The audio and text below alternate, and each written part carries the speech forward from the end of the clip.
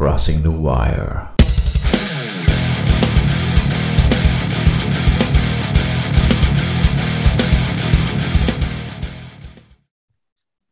All right, welcome to Crossing the Wire. We are joined today. It's the first episode of Crossing the Wire. Welcome to our podcast. We're trying to get this. It's basically our excuse to hang out and to talk to each other. Si Epi, natatawa na ngayon pa lang.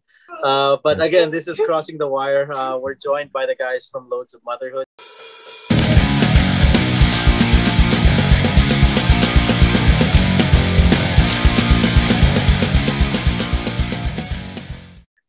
Unang-una, how have you been? Well, si Mel tsaka si Mark, madalas kong makachat pero ngayon ko lang uli nakausap si Francis. Kamusta? Yeah. What is keeping you busy, Francis? Ano pinagkakaabalahan mo? Nasa province ka na ngayon, as we were talking about. Gaano katagal ka na ba nandyan? Hindi, bali, lumipat kami dito September last year, I think, bago mag-birthday yung bunso ko. So, nakakailang months. Siguro mga almost, malapit na rin eh. Kasi April.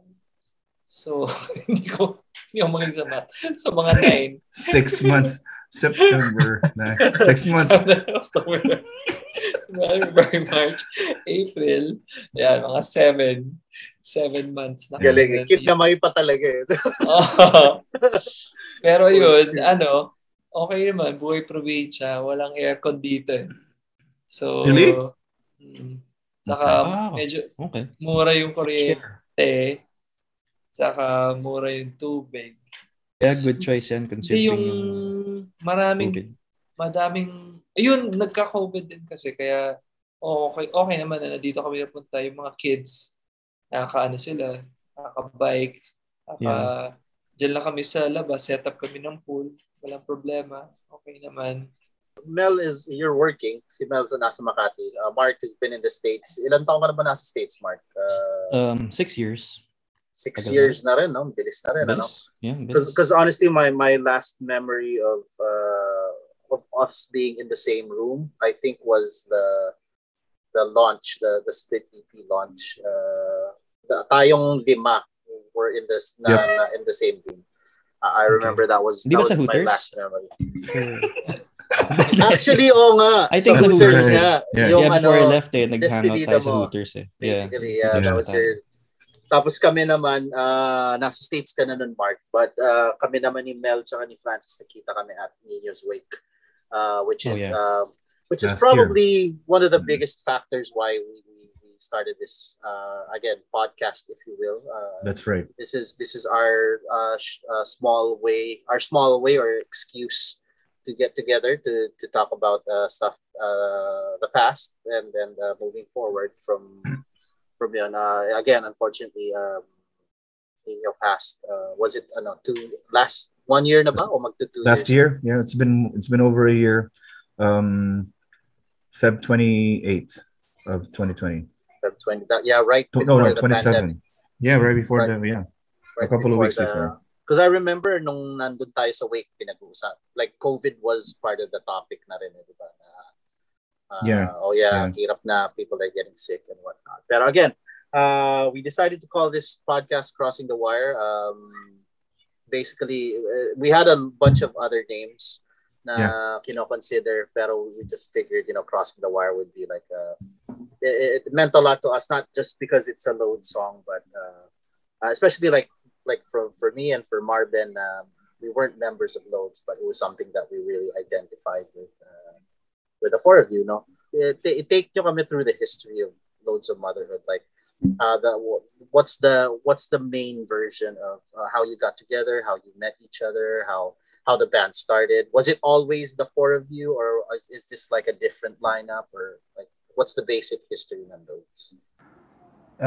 It's always been the 4 of us, but we came from different groups or bands. Me and Francis, we met in high school. We're also sort of neighbors, but he was already playing in clubs at that time. And as for me, I was just hanging with a couple of high school friends. Jamming here and there, but we were missing a bass player, so I approached him. But at that time, he wasn't ready to move on from his own band yet. But when he finally joined me around early 1993, we got to play at a gig and saw Niño for the first time playing with his own band. Then Anong name nga nung banda ni Niño before? Flying Saucer? Yung Flying Saucer? I know. Or did you ever ask him White what it Replica. was supposed to mean? Nah, I never knew what that meant. It could have been Yeyi or Mark Young or Etchet who named them. Si Niño, bata pa siya nun eh. Tapos Metallica ata yun? They played Enter Sandman. Enter Sandman. Enter Sandman. And then Guns N' Roses after that. Oh. Alan, You Could Be Mine, let me guess. Oh. Is it You Could Be Mine? I don't remember, but it's the Illusion album, so something from the Illusion album. Kasi yung mga gig nung unang panahon, mga lang barangay gigs lang eh. It took a couple of months before we started hanging out, around September or October of 1993. And our first band was sort of slowly falling away anyway. So, the three of them became busy with school. I took a gap year, 92 and 93. And then me and Francis also wanted to start playing heavier music. Gusto namin i-take siya into a parang Faith No More level, ganyan. Tapos, para magawa namin yun, kailangan namin mag-change ng konti. Yeah. So na-spot nyo basically si Niño. Yeah. You knew you wanted him in the band. So how did it transition into getting Niño and then ultimately getting Mark? Birthday ni Gilbert yun eh. Yun, sa Gitchal yan. tama. May birthday doon. Tapos may band setup sila. Tapos yung gitara, hindi rin ko lang. So medyo nag-gitara lang ako. So yun. Tapos sabi ni Lloyd, sabi ni Lloyd, si Lloyd. "Man, di ba naghanap kayo ng drummer?" Si Mark, pwede yan mag-drums. Kasi nag-drums nga pala ako nun. Nag-drums si Mark. So, una talaga si Mark, drums. Pero magaling siya mag-gitara kasi nag-gitara nga siya nung gabi. Tapos, hindi ko alam paano. Or were you playing Weezer? Hindi, baka Weezer, but I doubt it. Malamang metal yan. Metal. I don't know. Probably siguro Weezer. It could be. You're hanging out with the Gatchalian boys. Oo, kasi Gatchalian boys, Pavement, Pixies, yung mga ganang trip. Yun. Yun naman ang mga tugtugan doon. Dapat pala drummer na lang ako. You know what? I didn't know that you were supposed to play. Yeah, I didn't know that. Drums. Okay. And then what happened? Yeah, sa UST nakita kita. Sabi ko, sino ba to? Tapos nakasalamin. Tapos buhok ni Ramil parang hanggang dito pa ata. It was longer than that. Yeah. Longer pa, di ba? Yeah, armpit level. Sino to? Tapos sabi sa akin, gusto mo mag-play sa amin? Sorry, naalala ko lang, kwento ko lang. Si Ramil kasi, may banda rin ako before. May banda rin ako, nakasabay namin sila. Yung banda niya... Tell everybody what the name of your band was. The Unknown. No. Banda, The Unknown, di ba? Even before that. You used to play at Arts Venue. What was it called? Yun nga, The Unknown. Oh, there's a lot of Z's in there. Huh? Hindi, iba yun. Hindi na ako kasali doon. Yung Instincts. Instincts. With a Z. With a Z. With a Z. Actually, yun din yun. Kaya lang, iba na yung bassist. Tapos, okay. Pero, yun nga, yun yung Battle of the Bands na yun. Oh yeah, Beatles, no? Oo, tumugtog kami doon, The Unknown. Tapos tumugtog sila Ramil doon. Tapos, did we? Tumugtog kayo, Boom na Boom. Boom na Boom ba yun? No, that was in SM North, SM City North. Because every year kasi there's this yung ino-organize na Battle of the Bands. Every year, Battle of the Bands. Yeah. Nakita ko si Ramil. Tapos, describe mo kung nakita mo kay Ramil yung performance niya. Oo, grabe to si Ramil. Tawa ako ng tawa.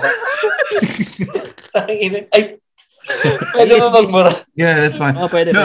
Let me tell you something. Joey, this is really funny because I was twirling the microphone stand. I was twirling it in the air like a baton. And then I didn't know, but we played Hunger Strike, a cover song. Grunge. Nagka-twirl ka na. Grunge. No, it was some... Sana may nag-video no? And then I hit the guitar player. His name is Roel Espana. He's now an architect. So I hit him in the head and he was bleeding from the eyebrows. So si Trent Reznor pala. but we just continued and it was really funny and then everybody messed up in the end. So yeah. Pero nung nakita ko si Ramil, sabi ko, yan ang vocalista. Sabi ko, ganyan. Nang babasag ng bungo. Ako kasi sabi ko, parang ako lang, for myself, sabi ko, kung magbubuo ko ng banda, sabi ko, gusto ko ng ganun na vocalist, sabi ko. Tapos, nagtutwirl. Nagtutwirl. Major it.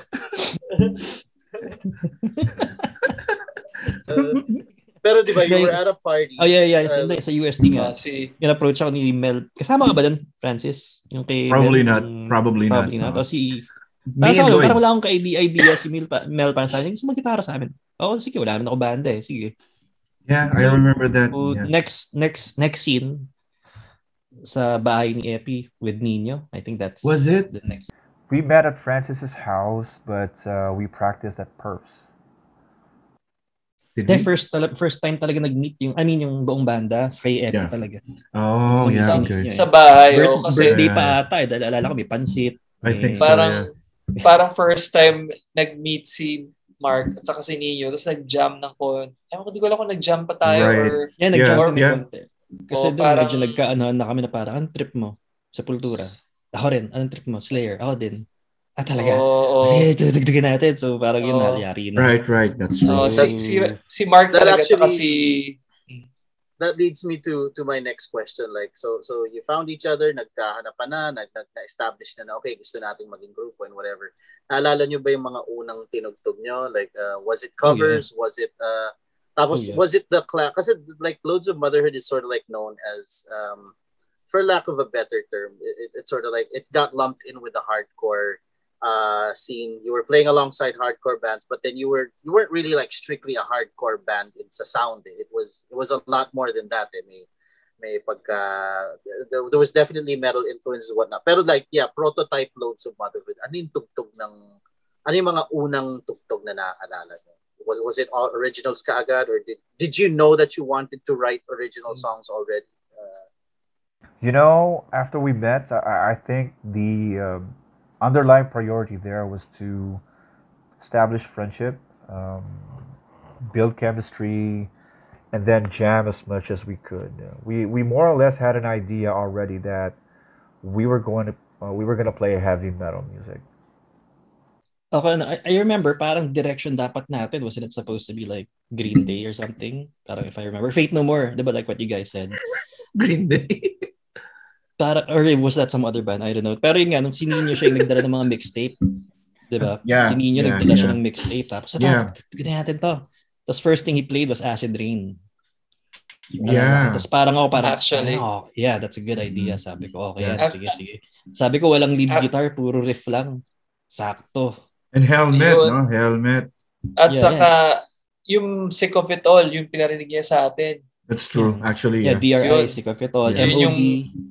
Parang yun yung nag-stick sa, parang gusto natin, sige, okay to. Rhythm-based lang siya. Wala masyadong lead.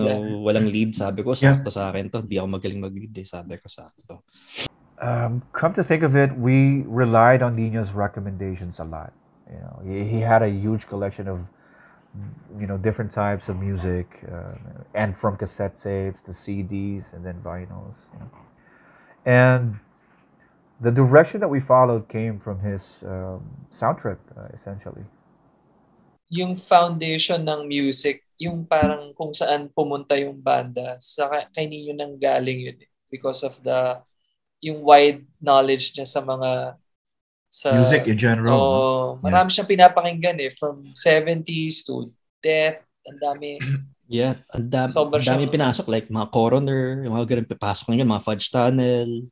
Yung some stuff that I've never even heard of. Kasi ako like yung common namin doon is like yung mga thrash. Yung Sacred Reich. Like na-trip niya Sacred Reich. Tapos pero may papasok siya mga stuff na like Fudge Tunnel, which at that time, di ako nakikinig doon. Or yung Coroner, di ako nakikinig doon. Actually, I only see those names dun sa ano eh, di ba? Remember that order form sa mga guitar magazine, sa mga ano, yung mga t-shirt and whatever. Pero one thing you would notice talaga, every time, everything he recommends, mapapansin mong prominent lagi yung bass drum eh. Yung hindi, pero not necessarily, yung rhythmic na ano eh. And that pretty much became his style. Pag tumutugtog siya yung mga lumabas eh, like sa mga originals namin, like kunyari, let's say Down the Suffering, yung may mga ganun siyang ginagawa, which pretty much came from those influences. It was never straight up like you could never really call it metal. You couldn't really call it straight up hardcore or punk. It was always like there was always that weird fusion like with loads of mud. I really don't want to use the term eh. Pero it was weird eh, kasi lalo na yung positioning ng loads eh. Like looking back now, I remember, again, you were always lumped in that group of bands that were associated with hardcore or whatever you want to call it. Pero to me, Loads of Motherhood, especially in Tunog, was always more than one thing. Again, it's weird kasi like when I think hardcore, you think like Minor Threat, Strife, or even older than that, Judge or whatnot. Pero you guys had this very metallic na tunog na which is why I actually related to it. Ang earliest memory ko of Loads of Motherhood was Marvin, Badburn, and then si Russell Sky. They were always talking about Loads of Motherhood na dude, kailangan mo mapanood yan. Ibang klase sila mag-live. And yung tunog nila, you really can't pinpoint it. And I did have batchmates na because I'm a bit younger than you guys, so actually technically in generation ko was into new metal or whatever. And even the new metal guys could appreciate yung tugtog ng Loads eh. It wasn't strictly one thing eh. How did you feel about that na like looking back now? Kasi you came out during that time. Saktong gitna nang there was a strong underground hardcore movement, but new metal was also gaining traction. Did you always identify with a certain group of bands or peers or like looking back now, how would you describe the positioning of Loads of Motherhood? We like playing underground gigs a lot. Either at an empty swimming pool, at basketball courts, barangay centers. And we also like playing at clubs, like Dread, Merix, Yosh, Killer Johns. And then you also have schools, right, who got to invite us for fairs, events, or whatever celebration they have. So those places have their own different audiences, and even different agenda. But the common thing about all of them is that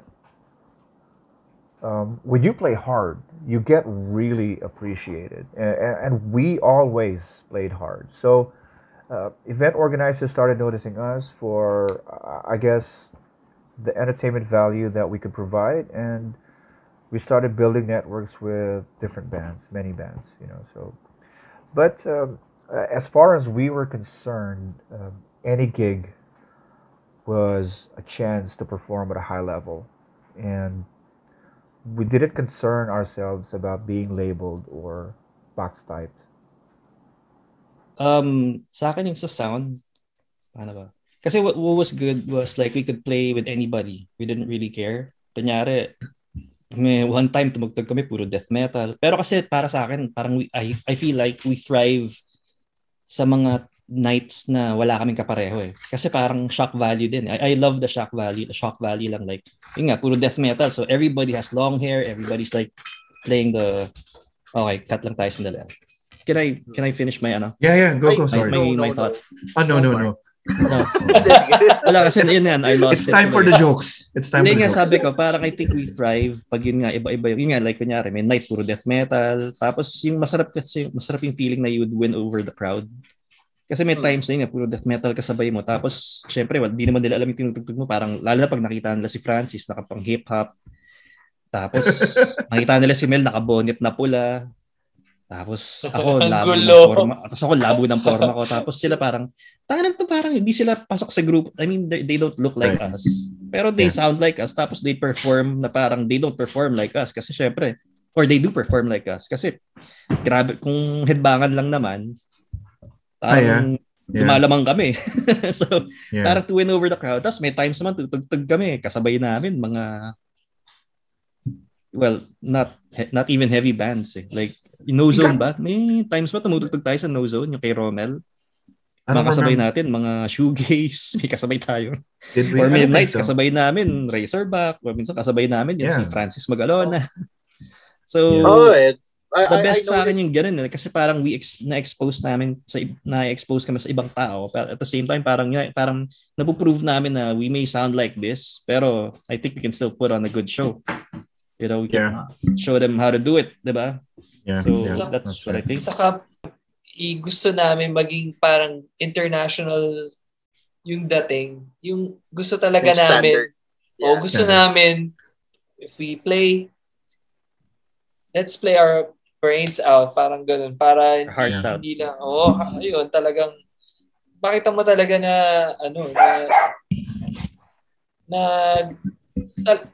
ewan ko, hindi naman sa contest everything pero we wanted to make an impact every night na magpe-play kami. Well, I'm glad you mentioned it kasi I remember my earliest memories of Loads of Motherhood. Kaya din siya tumatak sa akin. Aside from the fact that you guys were basically being endorsed by people I already looked up to. Again, like guys from Bad Burn, si Russell and Sky Church. They would tell me stories, lalo na si Robert. They were like, dude, kailangan mo mapanood din Loads na ibang, again, that was the selling point for, na dude, ang wild tumugtog na mga yan. And then the first time I saw you guys was the Unaware Unwarned launch sa Merix. Na I couldn't believe it na, actually lahat ng banda na tumugtog ng gabi yan, medyo life-changing talaga yung gabi yan. But I was like, grabe itong mga to, lilikot sa stage, ang wild, grabe. Tapos, again, pinaka-tumatak sa akin si Francis. Sabi ko, sino naka-dreads na yon na ang laki nung maong niya yun nga hip hop yung suot ni Francis, and then I think si Mark naka-jacket. Basically Loads was already breaking the mold na what I had in mind na tinanggal niya yung stereotype. And then I think the next time I saw you guys was UP Fair na again it was one of those nights na kayo lang ata yung mabigat na banda na tumugtog noon. The sound objective will drag.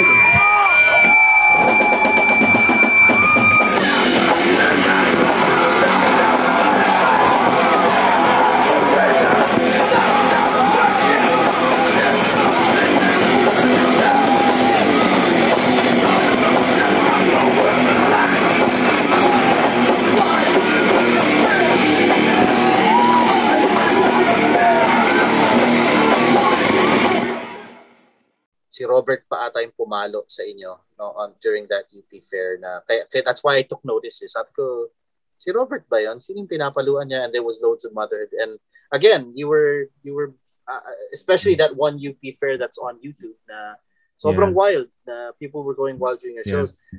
Now, I'm glad you mentioned it na it was a conscious decision pala like to really bring yung A-game pagdating sa live pala na it's super. Kasi dati parang ewan ko parang hindi cool na may plano, especially like if you're like quote unquote an underground band, parang there was such a high premium na let's not try to be like a mainstream band. Pero I'm glad sinabi ni Francis na there was some level of standard na you wanted to achieve diba? Yung that international level of performance or whatever you call it, diba? It wasn't just guys na alam mo yan. But I'd go far as saying though na parang I'd go far as saying though is like though ganun yung iniisip namin, but we're not paano ba yan? Hindi choreographed. Hindi kami choreographed na like it's pretty much although naka-carry na kami with kunwari yung beat ng kanta kung saan yung bagsakan. So parang since everyday ginagawa niyo, pinapractice niyo naman siya araw-araw. So ano man yun, alam mo na yun. Pagdating also, dito sa part na to, ganun lang. Yeah. Also, what thing dati, if you were, kung nasa Perf Studio ka where we used to practice, what you'll notice is that kahit nagja-jamming kami, ganun din kami. So what you see on stage, ganun din kami pag nagja-jam kami, hindi kami nakatayo. We're literally jumping in the studio. Yeah. Kaya may kahit pa sa studio ni Perf, may reputation din kami na pag nagpa-practice, maririnig mo yung kasi yung sa second floor nasa baba ka, maririnig mo may nagtataludan sa taas. And that would be us. Kasi yun nga, we don't, kasi ganun, when we play, talagang ganun kami talaga. I mean, lumalabas lang talaga because we love to play. Kwento ko lang, Mayrix. Kami doon nag-audition kami doon Mayrix. Hindi kami natanggap. Sabi sa amin ni Sassy, balik na lang kayo. Balik na lang kayo. So, parang kami, sabi ko. Bakit daw di tayo tinanggap? What was the reason? Sinabi hindi yata yun yung hinahanap nila for an in-house band. Hindi yung katulad natin. So, doon namin naisip mag-audition sa Club Dread naman. I always thought na like as a listener, as someone who followed loads of Motherhood, I hadn't met any of you yet. Kahit si Niño, hindi pa nakakausap. Yeah. Like personally as a fan, I always thought it was such a crime na una I couldn't listen to loads of Motherhood songs. The only loads of Motherhood song I could listen to was the collab you did with El Latino dahil lang may CD sila, ganun. Pero like as a listener, I couldn't find like any loads of Motherhood songs for the longest time. And again, this was like I don't know what to call it, pero there was something happening back then, and like Sky Church was one of the first to get signed, but then Bad Burn also got signed. Tapos yun, the Greyhounds was happening. They were being signed by major labels. I always felt as a listener na parang, ba't yung loads never na nagka-album? Parang, like you did have the alphanumeric sampler thing, but that was like super early. That was during a time when, like just being brutally honest, that was a time nung pangit talaga recording. And we loved the songs. I still love the songs on that compilation. It was good for the time, pero why did it never happen? Of course, there are stories. We did share something in common. I was starting work at Pulp, and then there's that famous Pulp story na Vernon wanted loads on the cover. Tapos ayaw niya because I think his idea was to put you guys in diapers or whatever. Oh, man. But then I always figured na, like if I had to bet my money na any day now, masasign na tong loads, maglalabas na. How come did it never happen? Like, I don't think I've ever asked you guys that question like straight up. Sino sasagot? It started to become difficult after college. We needed to find jobs that we could do during the day and then play gigs at night. You know, the three of us, we had regular jobs, but Niño had to find employment playing drums with a show band to earn money. And then it became more difficult when he started playing overseas gigs. So, you know, and then I also felt that we started becoming a little bit lazy and a little bit less motivated around that time. No, but we tried. Kasi gaya ng kinikwento mo, I forgot about this na yung nagpunta tayo ng Anthrax, nag-record pala tayo. Tapos, hindi ko na naaalala, nakalimutan ko na sinabi mo, ano yung ginawa natin sa Anthrax? Magkano nga ginastos natin? Kaya pala hindi natapos yun. Hindi naman tayo nag-Anthrax. Every band na nakakasama namin before, which is like Cheese, Greyhounds, one by one, nagbibigay sila ng demo sa NU107. Iniiwan nila yung demo doon. And then it gets played. Tapos sa sumunod, Greyhounds. Zoom. Tapos, Chico Sai. Kami, wala pa kaming demo na binibigay or anything. So, parang siguro, para lang mag-make kami na maka-move forward kami ng we had to do something na syempre, doon kami mag-record din. Kung saan nag-record yung mga banda na alam mo yun, nanonotice eh. We also didn't have enough materials to come out with a full album. You know, we couldn't write new songs because maybe subconsciously we needed Niño to be around to do that.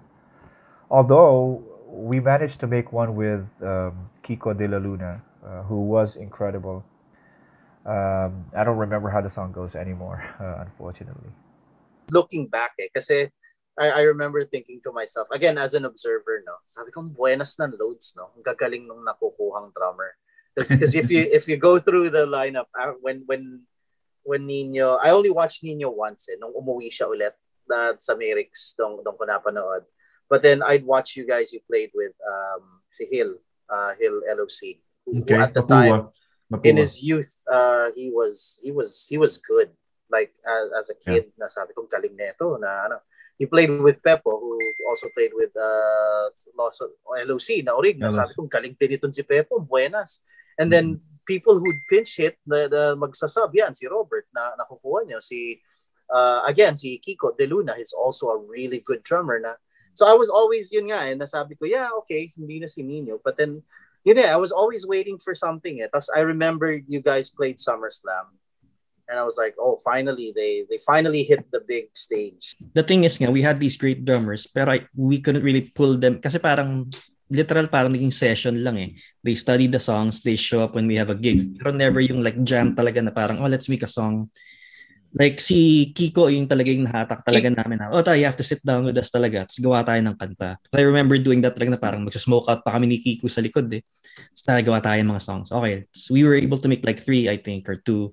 Pero in the rest is like magaling talaga sila. Pero yun nga, as far as I could remember, we never really got to. Kasi if it's to make a song, you have to have a lot of practice time or jamming time eh. Kasi doon kayo magkakakapaan na parang ganito yung kaya niya, ganito yung kaya niya. Oh, let's make a track. Gawa tayo riff. Pero from what I remember, parang ganyan nangyari. We never really got enough time to spend with all the great drummers we had. Pero yung nga, Kiko stepped up eh. Siya yung talagang parang, tara, gawa tayo. Sige, tara. So we did have a sit down and we really did, make songs. Pero yun nga, parang I'm grateful for all those guys kasi gagaling talaga eh. Sabi ko, kaya I mentioned before, swerte kami sa drummer talaga. When you think about it, parang grabe. Solid sila lahat. So, so fast forward. The good thing that came about it is there was such a big until it got to the point na I remember going to some clubs. I think I told si Ramil before na nakailang punta ako sa Merix or whatever. There were some nights na you guys just didn't play or you just didn't show up. Tapos ako was really disappointed na hindi tumugtog loads. Parang they were just frauds. I mean, it wasn't like I spent so much money. Pero and then parang officially nawala loads for the first time around. Parang like what happened there? Was there an official disbandment? Like it was weird because I think if I remember correctly, the main reason why kaya ako kayo nakilala is when we worked on the final mosh. It wasn't even about the split EP first. Basically, and that was put together super selfish reasons lang yun. I was like, bitin ako as a listener. Gusto ko sila mapanood ulit. So I just basically asked Russ na sabi ko, dude, tawagan mo kaya sila na I'll put the show up na let's just do it. Let's just have fun. So was there ever like officially, was there a day na nag-disband yung loads? Like what happened? Ano nangyari? Official date, no? Para siyang we fell out. We had a falling out. Kasi lahat naging busy rin sa mga like we have day jobs. Francis was setting up his business. Ramil was in school. Tapos ako nasa call center ako, which made it hard for me to play at nights. So daming factors which reality hit us basically. Parang ganun, adulthood or adulting. Wala na, parang may kanya-kanyang priority na tayo So kasi I also remember there were some days talaga na one of us would be late kasi nga priorities So, you can't fault somebody for that. Diba? Yan, may isip when you think about it now. Going to the final mosh, no? I had not... Si Francis nakakabatian ko, pero not really yung tampay na matagal, na kwentuhan na matagal. Pero all around, generally good vibes. Tapos si Mark and si Niño, you guys showed up when we opened for Shadows Fall. Na nagulat ako na si Pepo, parang tinuro pa ako ni Pep. Sabi niya, ngayon hindi pa nami-meet si Baling tsaka si Niño. Sabi niya, as in sila loads, ngayon mo. Sabi ko, dude, never ko pa silang na-meet. I know of loads, pero we just never met. Ganyan. Tapos, yun, we started hanging out. Pero I was surprised na no one just bothered to ask na sino tumugtog na isa pa na and it happened really quickly. I remember kami ni Mel, hindi pa kami masyadong nag-uusap masyado noon. I think 6 Underground lang talaga tayo nag-usap ng fairly matagal. But then, it happened really easy. And like looking back on the final mosh, I know I've joked about it with you guys in the past. Now that was a really good night. Like, what are your thoughts looking back on the final mosh? Because like I have videos of it. There are a lot of videos of it surfacing. It really seemed like I wouldn't want to say I really can't say na top form because I never witnessed loads of top form. Pero grabe yung performance nung gabing yun. Sobrang sulit na sulit. What are your thoughts about the final mosh? The final mosh was a great experience, and thanks for putting it together, man. So, but we didn't play for a long time before that gig. That I felt that age caught up with me already.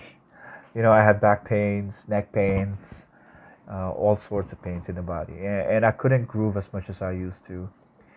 We probably practiced like 3 or 4 times in a good studio,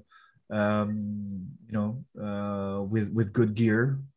The Jupiter I think. No, wait, was that Pipeline? Yeah, there was a studio in front of Pipeline. Studio. Stu Studio. Oh yeah, Stu Studio. Yeah.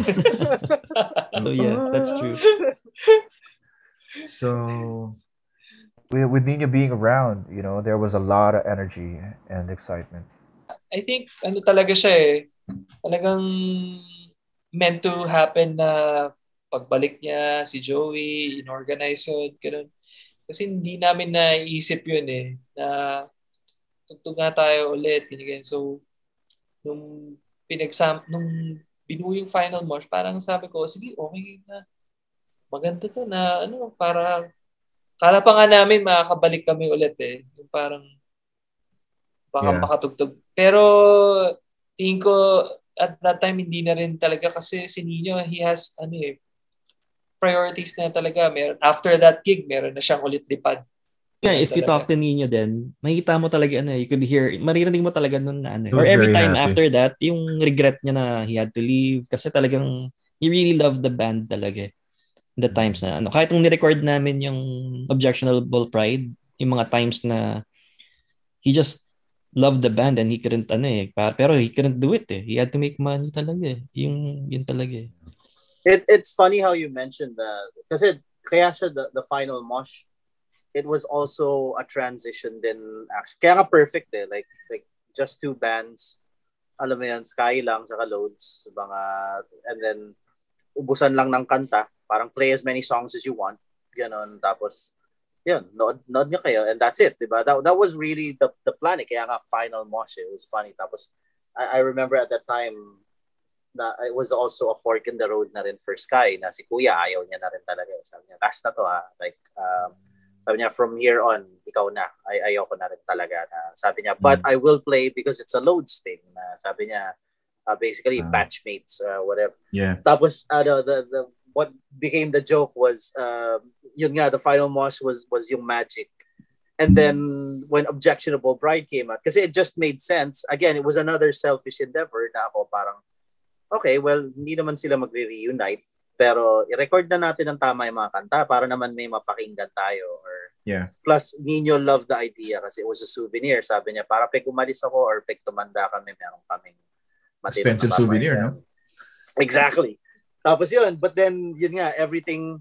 So, you reunited and then you disbanded and then you reunited again for the recording for Objectionable Pride, the split CD.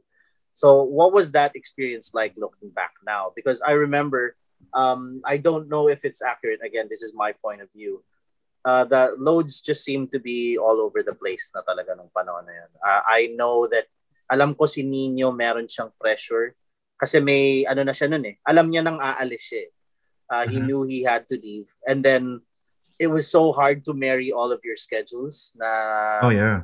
Like, Tower of Doom really stepped up and sila na yung nag-manage na, sige na, kami na ako contact kay Ramil, kami na ako. Like, I didn't see... Hindi ko nakita si Mel sa studio. I never saw Francis sa studio. No. Ang nakakasama ko lang lagi sa studio noon, si Mark tsaka si Niño. Right. And then there were times na nag-track na rin si Mark na wala na rin ako. Nasabi ko, okay, ang hirap magsamayan sa isang kwarto. What was that experience like naman compared to the final mosh? Like how, looking back now that it's, it's done, it's over, it's, Yun. It's a very nice experience. Maganda. Tapos, at the same time din, very excited nga dun sa dahil loads yun magpe-record. So, yun lang. Okay, maganda. Sorry. Yung ano, okay naman siya. Yung sa akin dyan, yung sa okay yung opportunity kasi yung like working with si McCoy tsaka si Eric. Yeah, si Eric. Kasi magkaiba I recorded a song with Eric tapos kay McCoy din. Tapos iba yung style. Ang galing kasi nakita ko yung differences nila. Baga si McCoy solid. Okay kasi rin yung they both have different, may feedback sila Like kunyari, there are certain things sa song that they make you better pa. Parang ang galing ang galing na experience. Kasi like parang ito, like, si McCoy would like suggest, lagyan natin ng ganito dito. Or lagyan natin ng layer, things that I never would have thought of. Kasi syempre, kung banda ka, iniisip mo lang kung ano yung narinig mo pag live. Pero syempre, they would challenge you to like think of like, anong gusto mong, what do you think would make this, ano yung para mag-transition? Like, may fills ka bang gusto ilagay dyan? Or anong sound ang nasa isip mo? And tas pag inisip ko, gusto ko ganitong tunog. Tas literally magagawa. Parang, they'd let you hear it. So, grabe rin yung experience for me sa parang okay na yun as parang cherry on top ng final mosh, kumbaga.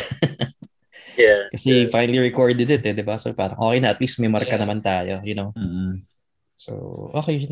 It was a really good experience. Like, it's come up in the past, like, especially with conversations I've had with sila Pepo, our common friends, na parang, like, looking back, parang, like what yung sinabi ni Mark, parang after na-record yung songs, we should have stopped it there na pala. Because when we launched the split EP, ang daming nangyari, ang wild na ng mga nangyayari, di ba? The opposite of final mosh yung nangyari. Kasi yung final mosh did not take effort at all. Like, as in, yun nga, hindi ko nga kayo kinakausap pa masyado. But then, the idea was thrown out. Ano kaya, tugtog kayo isa, tapos everyone was like, okay. Parang ganun lang siya kabilis.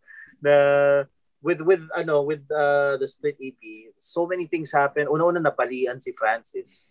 Na parang, wow, parang, again, parang universe thing. Parang, kasi ang alam ko, matagal na ring naglo-longboard si Francis na parang, talaga, ngayon pa talaga nabalian. Parang, tapos, and I remember specifically as a fan, sabi ko dati talon sa stage yan, walang nangyayaring masama. But parang ngayon pa talaga na, and then Niño suddenly got his traveling papers na rin na, biglang nagsabi na rin si Niño, ay, Joe, parang kailangan ko na palang umalis. Now, like literally as, again, like looking back, it's more funny now pero like I remember before nasabi ko, holy shit, parang tangina tong Cosmos, hindi lumilinya yung sa mga plano and whatever. So the launch happened. It was still a good launch for me. It was a good time. A lot of people came out to support. The Laguna people were there. Loads of Motherhood played an awesome set. Pepo was playing drums. Russ played bass. Francis was still there. Dumating din naman si Pero like what was going through your head then? Kasi right after that, pretty much, I don't know, accurate ba sabihin, that pretty much just sealed the fate na ng Loads of Motherhood. That pretty much was the nail in the coffin na talaga. Parang, it was a nightmare for me. Kasi parang, what the hell's happening? Sunod-sunod parang no. So, pero it was a good show pa rin. Grateful pa rin kami sa lahat nung, pumunta, like, nag-support, it's, you can't that. Grateful pa rin kami. Pero syempre, we feel na parang we could have done more, syempre. Parang we were hoping na what we did with Final Mosh, parang we would be able to top it. Pero, like what you're saying, yung universe talagang ayaw talaga hinaharang ka talaga So, that's what happened, The split EP was another great experience, but we were less prepared compared to Final Mosh. We were also incomplete. And although it was only around a year of separation between those two events, the priorities really changed. It totally changed, and we couldn't find a slot for the band to be in that priority list anymore, or at least at that time. It's just a shame we're sorry really that we couldn't fulfill the obligations that came with recording an album. Well, we could have fulfilled the I think obligations. yung show kasi that left a bad taste in our mouths talaga. I think after that na parang sobrang parang after that na parang wow, that didn't work out. I mean, as we expected. So parang I guess medyo lahat kami parang at that time parang you know. If somebody younger approached you and asked, ano ba yung Loads of Motherhood? Like, what was the deal? Tungkol saan ba, ano ba yung bandang yan? Like, how would you answer that question now? I'd like to hear Francis answer that. Favorite ko yung sagot ni Mark dati, ni Mark. Yung sabi niya, alam mo yung Anthrax, parang hindi ganun. That was me. Yeah. You're familiar with Anthrax or Sick of the Dawn, right? We're nothing like that. Yeah, that was actually si Ravil pala yun. Pero yeah, like right now, because again, you're probably gonna be asked that question anyway, especially like from younger kids. Like si Francis, I'm sure when you joined, when you put up together yung Till Kingdom Come, I'm sure everyone was asking you stories now. Oh, like ano yung paano mo ginawa dati with Loads or like how do you answer a question like that? Actually ako I don't even know kung they know the band Loads of Motherhood. Pero nagugulat na lang ako minsan pagka na alam nila or somewhat alam nila. Kasi minsan,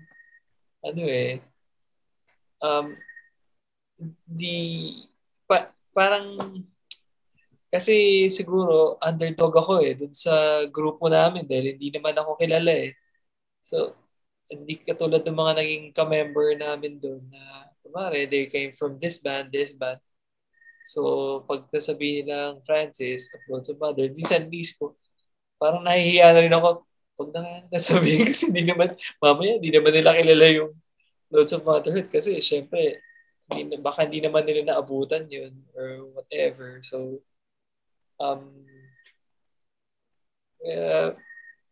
pero kung meron man nakakaalam, edi wow. Sabi ganun. Like ikaw, Mark, you were also involved with a band post Loads of Motherhood. You did the thing with Alan, si Ras. You were the band. Yeah. We did.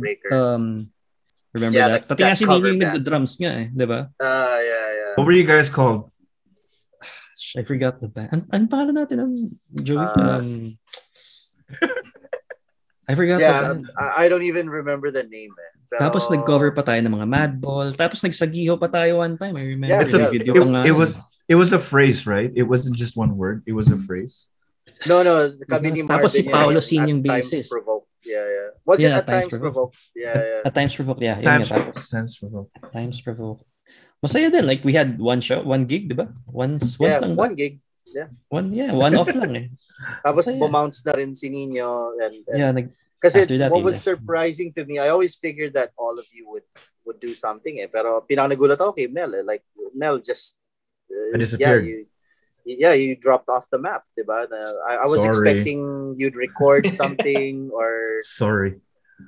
Pero like... I can do it now. 10 years too late, no? May ginawang songs yan, di ba? Yung mga maladangkan chic na... Yan, di ba? You had that thing, but then it was also super low-key, Like, you never really released it. I hooked up with Beppo, and I recorded 2 new wave songs that I wrote. It wasn't like Duncan Chic. It was gonna sound like The Care, but nobody cared, not even me.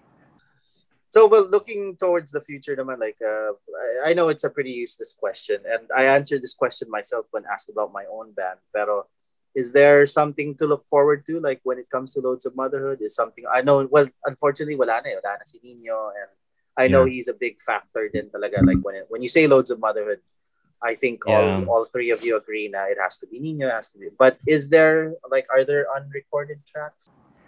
Well, we're hoping to compile all 10 of our songs and put them in one full album. Maybe add 1 or 2 new songs if we can, so that we can offer something fresh. We'd also like to be able to release them digitally, and whatever income that makes in the future, they will go to Nino's son, Kai. We'll have small projects on the side as well to promote, loads of motherhood materials. We're also reconnecting with some of our friends to, come up with small projects here and there to keep all of our music alive. Do we have resources? Well, with technology, yes, it's easier. With now, technology, sure. yeah. With technology, right. Yeah. With technology. And then there's no problem about that. Yeah. Kaya yan. If ever you guys have like setup, ganyan, pwede naman yun. I mean, workable naman mag-record ng, ng something, demo or something. Yeah. So I'm really working hard then to learn kasi I've been trying to I've been trying, ayoko kasi I want to write lang music. Ayoko mag-record, ayoko mag-mix, ayoko mag-master kasi ayoko talaga nung part na yun. Kaya lang ngayon, kaya lang ngayon, I have to learn. Kasi nga, wala namang kaming way para kinikwento ko nga sa kanya kanina, alam mo Mel, kung nung mga bata tayo nun, alam ko itong mga ginagawa ko ngayon. Yeah, we could have saved money.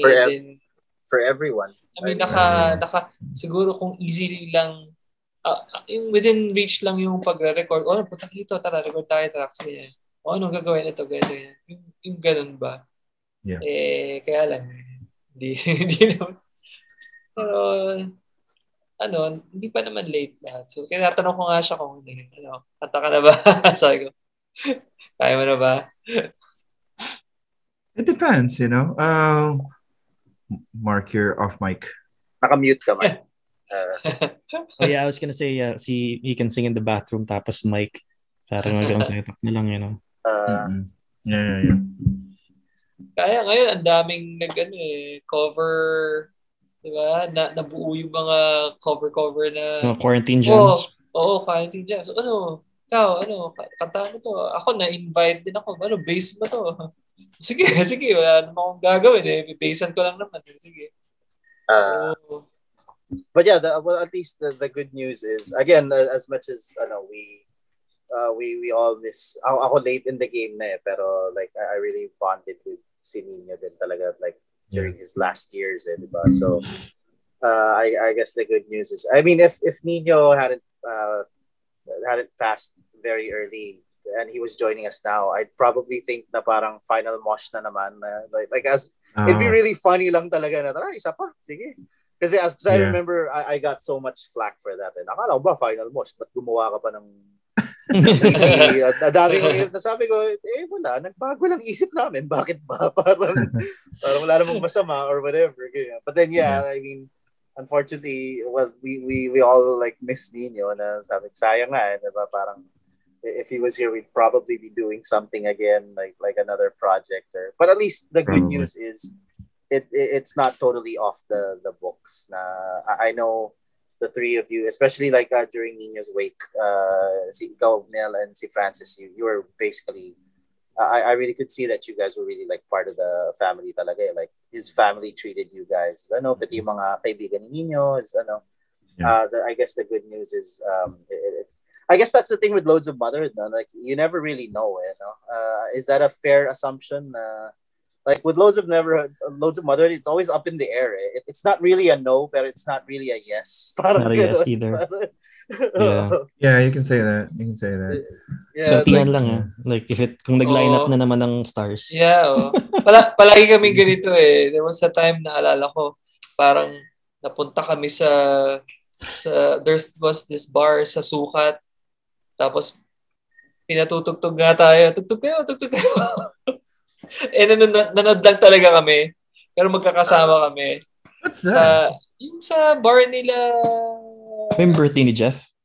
Jeff Gerland, birthday ni Jeff. Okay. Nandun tayo, pero it was an acoustic night. Acoustic night. Acoustic no wave. Pinatutugtog tayo. Hindi naman talaga, manonood lang talaga kami. Kasi syempre, birthday nga din ni Jeff. So, Yung mga one time na gano'n na. Yeah. Kapag sasama-sama mo kami sa mga birthday. That's true. The ever elusive loads of motherhood. Parang siyang the Sasquatch, no? The Sas. UFO. Unicorn na kami ngayon.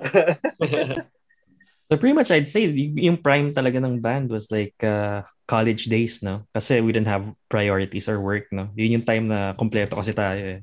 Niño didn't have to worry about getting a show band. Nobody had a job. College lang talaga. So that was good for like first. Yeah. Ako 6 years ako nasa college eh. So matagal-tagal. Wow. Kaya hindi ko alam. You have your MBA, no? Oo, may statue nga ako sa UST eh. Yun, isa pa, UST kami lahat. Kaya yung isang maganda na nakikita kami palagi. Kasi really, Joey, nandun din eh. Joey, but you're Joey, si Marvin, si Russell Sky Church, andun. All of us. Oo nga pala, UST boys pala tayo. Marami sa UST eh. Sino pa? Lord. Yeah, si Lord. Lahat eh. Dami. Hindi lang pang commercial success yung mga banda ng UST, di ba? Parang always on the fringes yung mga banda ng UST, di ba? Was there anyone from UST who like mainstream success level parang wala. Well, hindi sila purely UST, but like I remember some of the members of Moonstar 88, mga UST, sila Herbert. The classmate ko si Asel. We were in the same class together. Pero it wasn't like purely UST silang. Like walang purely UST band na but celebrities there, there's a lot. May one time pa magte-trade kami ng tickets. Sabi niya, nood ka ng show namin. Sabi ko talaga, nood ka rin sa show namin. Moonstar, manood ng loads, di ba? Well, that is the first episode of Crossing the Wire. Hopefully we can do more of these. We got other episodes featuring our friends. It is the first season. Of course, it's going to be very self-serving. Disclaimer, we're doing this because we just want to hang out and matagal kaming di nakapag-usap. But hopefully we can make more of these episodes. Again, if you want to check out like old loads of motherhood stuff, the Facebook page is still up. Facebook.com. Loads of Motherhood. You can check out a few pictures there. There are song lyrics there. The password to that, by the way, because I don't have access to that. Let's share the password to everybody if you want. I know it. Paki-announce yung password. I know it. Anyone can post. Okay.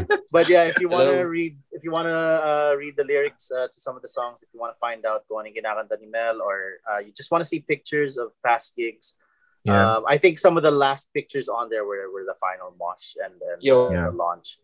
But yeah, there's a Facebook page. Exciting news, at least. There might be some loads of motherhood activity. Exactly what, we don't know, but hopefully at least as long as the idea is there, we presented it. And again, thanks for tuning in to Crossing the Wire. This has been the very first episode of Crossing the Wire. And see you guys. Bye!